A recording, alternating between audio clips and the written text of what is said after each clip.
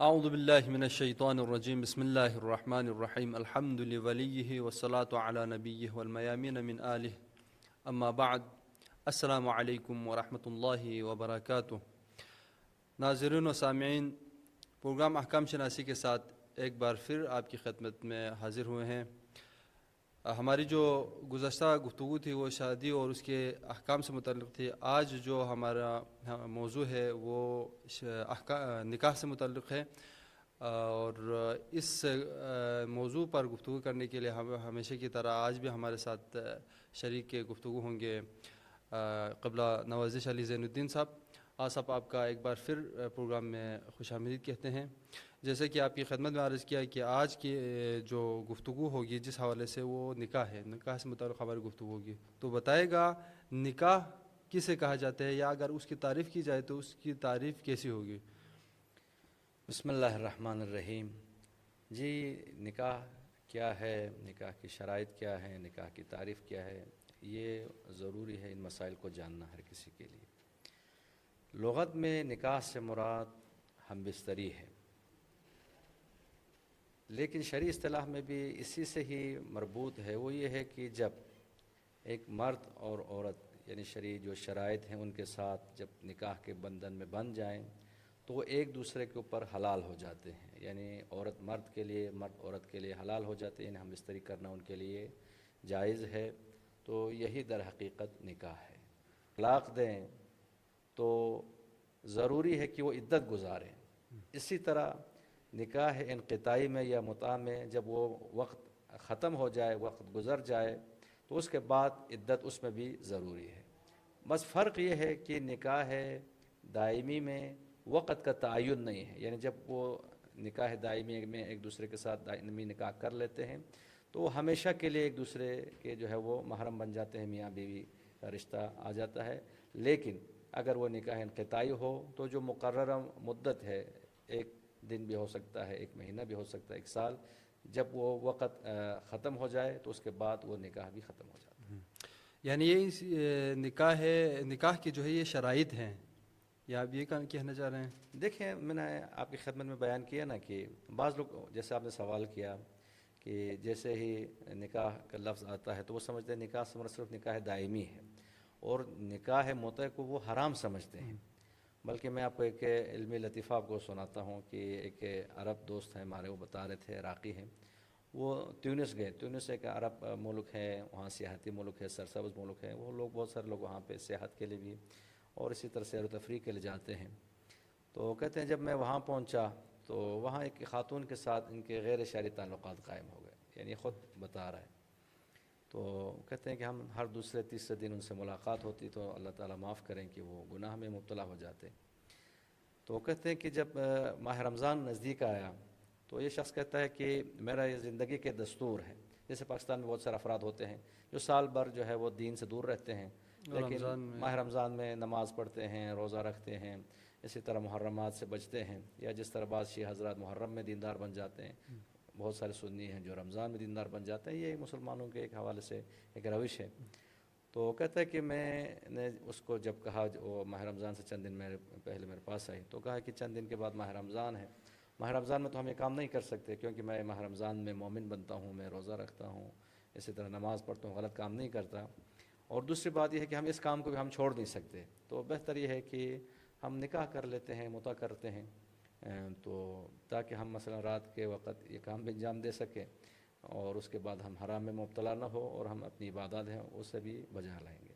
تو جیسے ہی میں نے کہا کہ ہم متع کرتے ہیں تو اس خاتون نے استغفار کیا، استغفر اللہ، جس کام کو حضرت عمر نے حرام قرار دیا ہے میں تو وہ نہیں کر سکتی۔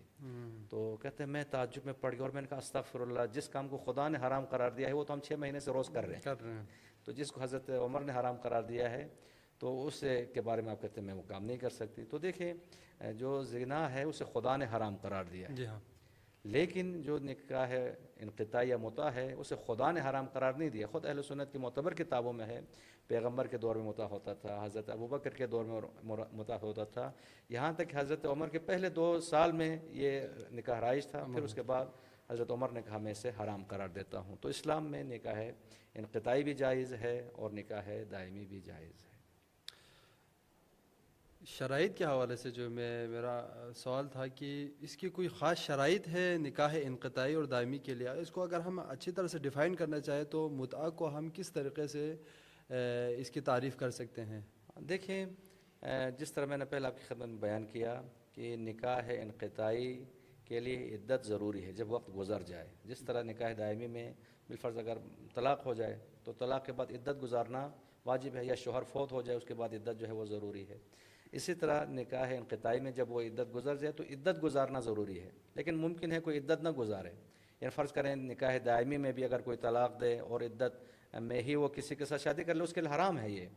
تو ممکن ہے یہاں پر کوئی اس حرام کا ممکن ہے کنڈا کیا جاتا ہے. جیسے ہم کہتے ہیں کہ نکاح انقطاعی جائز ہے، متع جائز ہے، تو فوراً بعض لوگ سوال کرتے ہیں، کمنٹس کرتے ہیں جی میں آپ کے مثلاً بیٹی سے کرنا چاہتا ہوں، کیا آپ اس کے لیے راضی ہیں؟ تو عام طور پر ایک بندہ تو یہی کہتا ہے کہ نہیں یہ تو مثلا بد اخلاقی ہے، یہ تو جائز نہیں ہے. یعنی کوئی بھی یہ پسند نہیں کرتا اگر کوئی آپ سے کہیں کہ میں آپ کی بیٹی سے متع کرنا چاہتا ہوں. تو کہتے ہیں جو جس چیز کو آپ خود جو ہے وہ حرام سمجھتے ہیں، یعنی اپنے لیے اس کو درست نہیں سمجھتے، پسند نہیں کرتے، تو دوسروں کے لیے آپ کیوں جائز قرار دیتے ہیں؟ بلکہ انہیں اسی حوالے سے میں آپ کی خدمت میں بیان کر رہا تھا کہ ایک مصری اینکر پرسن ہے، وہ ہر شیعہ عالم کو جو ہے جیسے ہی مثلا لائیو پروگرام کوئی ہوتا تو اس کو فون کر کے یہی سوال کرتا کہ آپ کے مذہب میں متع جائز ہے؟ تو ظاہر شیخ کہتا جی ہمارے مذہب میں مکتب آل محمد متع جائز ہے. پھر وہ آگے سے سوال کرتا ہے کہ شیخ صاحب میں آپ کی بیٹی سے متع کرنا چاہتا ہوں، آپ کے سسٹر سے، کیا آپ راضی ہیں؟ تو ظاہر ایک بندہ انسان جو ہے وہ تھوڑا ہکا بکا ہو جاتا ہے، کیا اس کا جواب دیں؟ تو ایک مرتبہ یہی سوال اسی اینکر پرسن نے ہمارے ایک انتہائی حاضر دماغ عالم دین سے یہ سوال کیا. تو انہوں نے کہا کہ دیکھیں، اگر میں کہہ دوں کہ میں راضی ہوں، یعنی آپ میری مثلا سسٹر سے متع کر سکتے ہیں، میں پسند کرتا ہوں، لیکن پھر بھی آپ کیوں نہیں کریں گے؟ کیوں نہیں کریں گے؟ کیونکہ میرے مذہب میں تو جائز ہے لیکن آپ کے مذہب میں جائز نہیں ہے. تو اگر میں راضی بھی ہو جاؤں تو پھر بھی آپ کے لیے جائز نہیں ہے اور آپ یہ کام نہیں کریں گے. لیکن ہمارے مذہب میں جائز ہے کہ ہم آپ کے جو خواتین ہیں ان کے ساتھ بھی کر سکتے ہیں. تو لہٰذا یہ ایک علمی جواب تو نہیں ہے، بہر نقضی جواب ہے. تو علمی جواب یہی ہے کہ دیکھیں، اہل سنت کے ساتھ جس طرح ہم نے گزشتہ گفتگو میں بیان کیا کہ دائمی نکاح جائز ہے. جب دائمی نکاح جائز ہے تو نکاح انقطاعی بھی چونکہ اسلام میں جائز ہے، تو لہٰذا اہل سنت خواتین کے ساتھ اگر شرائط موجود ہیں تو نکاح انقطاعی یا متع کرنے میں کوئی حرج نہیں ہے. جی بالکل، یہ کہ انتہائی اہم سوال ہے کہ اس میں آپ دیکھیں کہ اگر لڑکی باکرہ ہے تو باکرہ کے لیے ضروری ہے کہ ولی کی اجازت سے شادی کرے. لیکن ولی کی اجازت سے مراد کیا ہے؟ صرف باپ اور دادا ہے، اس میں بھائی ہیں، ماموں ہیں، والدہ ہے، ان کی اجازت ضروری نہیں ہے. اگر اخلاقی طور پر اجازت لیں تو بہتر ہے، لیکن شرط نہیں ہے، شرط صرف دادا اور والد ہے. لیکن اگر لڑکی باکرہ نہیں ہے، یعنی پہلے شادی ہو چکی ہے، طلاق ہو گئی ہے، یا یہ ہے کہ اس کا شوہر مر گیا ہے اور یہ بیوہ ہو چکی ہے، تو اس صورت میں لڑکی کے لیے ضروری نہیں ہے کہ اگر وہ نکاح کرنا چاہیں، کسی سے شادی کرنا چاہیں تو ولی کی اجازت لیں. لیکن یہاں پر ایک سوال پیش آتا ہے، وہ یہ ہے کہ اگر لڑکی باکرہ ہے لیکن رشیدہ ہے، رشیدہ سے کیا مراد ہے؟ یعنی ایک دفعہ لڑکی ہے مثلا 15-16 سال کی چھوٹی ہے، لیکن ایک دفعہ وہ تعلیم یافتہ ہے، اس کی عمر بھی مثلا 25 سال بھی شادی کر سکتی ہے. جی ہاں، اور یہ اسی سے متعلق ایک اور سوال ہے. بعض اوقات ہم سمجھتے ہیں کہ ولی سے مراد جیسے کہ آپ نے بتایا اس کا دادا ہے یا اس کا اپنا والد ہے یا باپ ہے. ہمارے ہاں بعض اوقات ہم رسم بھی دیکھتے ہیں کہ بلکہ اس کو شرط صحت سمجھتے ہیں کہ بھائی کی اجازت ہونی چاہیے، ماموں کی اجازت ہونی چاہیے یا چاچا کی اجازت ہونی چاہیے. اسی طرح جو ہے وہ بہن بھائی کی بھی اجازت کی ضرورت ہونی چاہیے. تو ایسا کوئی شرعاً جو ہے وہ ایسا کچھ ہے یا نہیں ہے؟ جی نہیں، دیکھیں میں نے آپ کی خدمت بیان کیا، ولی سے مراد صرف باپ اور دادا ہے. باقیوں سے اجازت لینا ایک اخلاقاً ٹھیک ہے. اگر کوئی مثلا فرض کریں اس کے ماموں نے بہت زیادہ اس کی تربیت کے حوالے سے، اس حوالے سے یہ ہمدردی ہے یا آپس میں بہت زیادہ ان کے محبت ہے، تو بہتر ہے کہ مثلا ایک اخلاقی طور پر ان سے پوچھ لیں. لیکن بالفرض اگر ان سے پوچھے بغیر، بھائی سے پوچھے بغیر، ماں سے پوچھے بغیر اگر نکاح کر لے تو نکاح درست ہے. قبلہ آپ کا ایک بار پھر شکریہ ادا کرتے ہیں، آپ ہمارے ساتھ شریک گفتگو رہیں. ناظرین کرام، پروگرام کا اختتام ہوا چاہتا ہے. اگر آپ کے ذہن میں بھی اگر اس سے متعلق، نکاح سے متعلق یا متعہ سے متعلق اگر کوئی سوال ہے تو آپ ہمارے اسکرین پر نمبر ہے، اس پر رابطہ کر سکتے ہیں.